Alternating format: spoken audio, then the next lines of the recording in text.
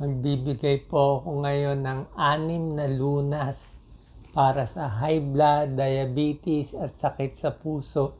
Pag gagawin nyo tong 6 na to, sigurado gagaling po kayo. Okay?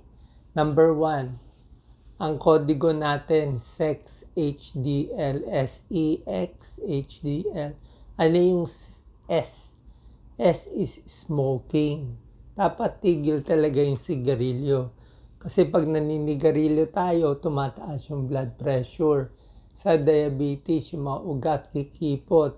Sa sakit sa puso, nako, pwede ma-heart attack pag naninigarilyo. Kung yan lang tatanggalin nyo, napakaganda. Pangalawa, eating. Yung pagkain natin, kailangan ayusin. Unang-una yung alat, kailangan bawasan.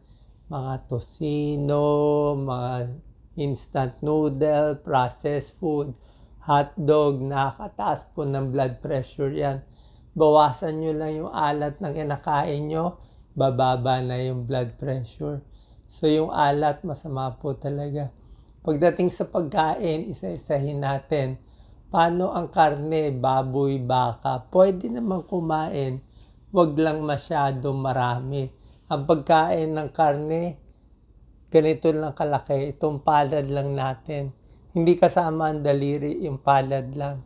Pero kung makakaiwas tayo sa baboy, baka, mas maganda, subukan na lang ang isda.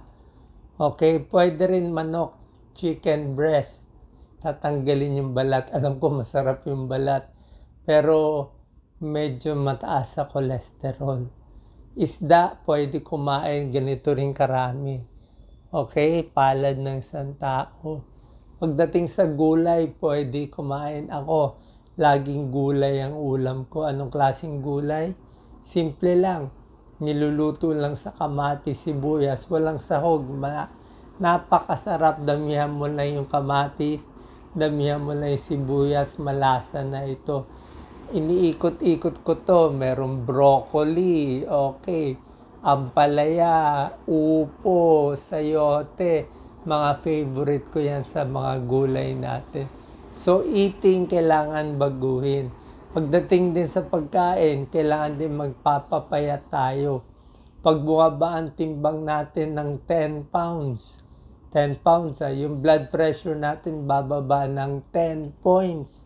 Kasama yan. Pag tumaba naman tayo ng 10 pounds, tataas yung blood pressure natin ng 10 points. Ito tatlong sakit kasi magkakasama to. Pag may high blood, may diabetes, may sakit sa puso, magkakasama yan. Magkakapatid yan, tawag dyan, metabolic syndrome. Okay, may isang kasama pa dyan mataas na cholesterol. Pero pag sinunod nyo itong tips natin na SEX HDL, yan ang kodigo natin, malulunasan. So sa pagkain, alam nyo na dapat konti lang, sapat lang. Huwag din masyado mamantika at matataba. Pag matatabang pagkain, syempre alam natin, nagbabara yung ugat sa puso. Pagdating sa X, ano yung X? Exercise. Kailangan maglakad-lakad sa isang araw. Kumakalakad tayo at least 30 minutes, pwede na yan. Lakad-lakad, pwede rin umakyat ng hagdanan. 1-2 palapag, makakatulong yan. Para pumayat tayo, para gumanda circulation, gumanda yung daloy ng dugo. Ano naman yung HDL? Ito, gamutan na to. Siyempre, bukod dito sa lifestyle remedy na tinuturo ko, isa pala nakalimutan ko, bawas sa stress. Pag sobrang stress, tataas ang blood pressure. Sobrang stress, kumikipot yung puso. Dapat din sapat sa tulog, relax. Matulog tayo ng 7 to 8 hours a day, napakalaking tulong. Pagdating dito naman, kailangan din natin ng gamutan. Kailan tayo magagamutan? Tuturo ko sa inyo, HDL. Number 1, H, high blood. Okay? Yung high blood, itong home remedies na tinuturo ko sa inyo, makakababa na yan ng blood pressure. Sigarilyo, bawas, alat, exercise, makakababa na yan. Pero kung ang blood pressure nyo lampas pa rin sa 140/90. Paglampas pa rin dyan, lalo na kung 160/100, kailangan na ng gamutan. Okay, sasabihin ko na yung mga gamot na binibigay. Ang usong-uso, amlodipine. Amlodipine, napakabisa po ng amlodipine. Pwede yan sa mataas na blood pressure, 160/100. Amlodipine, 5 mg, araw-araw, malaking tulong. Pag hindi nakuha ng 5 mg, pwede pa umabot ng 10 mg, may tulong yan. Hanggang 10 mg ang pinakamataas. Pag hindi pa rin makuha, pwede dagdagan ng losartan. Itong mga sartans, losartan, valsartan, irbesartan, may tulong pa rin yan.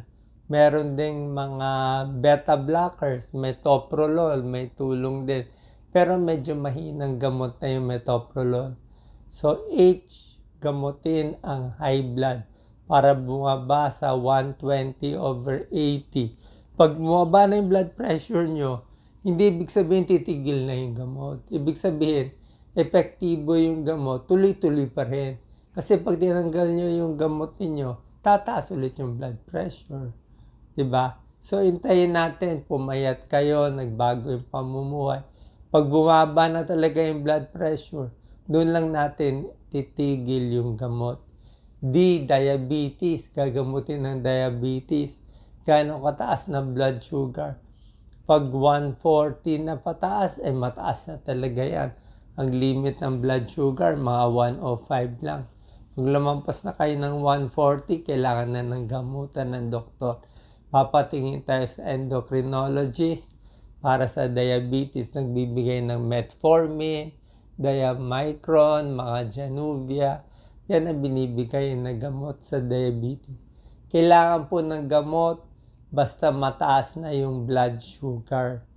Okay? Nakakasira yung diabetes sa buong katawan. Ang komplikasyon ng diabetes, buong katawan. Mata, kidneys, puso, ugat, lahat yan tinatamaan ng diabetes. So, sex HDL, sa L tayo, L is lipidemia. Ang ibig sabihin ng hyperlipidemia, mataas ang kolesterol. Kadalasan, yung mga may high blood diabetes, sakit sa puso, mataas din yung cholesterol nila. So, pag mataas ang cholesterol nyo, lampas 200, lampas 240. Pag 240 ang cholesterol nyo, pwede pa i-jeta yan, di ba? Kaya pa sa diet, bawas sa matataba. Pero pag lampas na 280, ay mataas na masyado yan. Nag-uumpisa tayo ng gamot. Actually, sa 240, nag-umpisa na ako ng gamot. Ano yung binibigay? Very easy.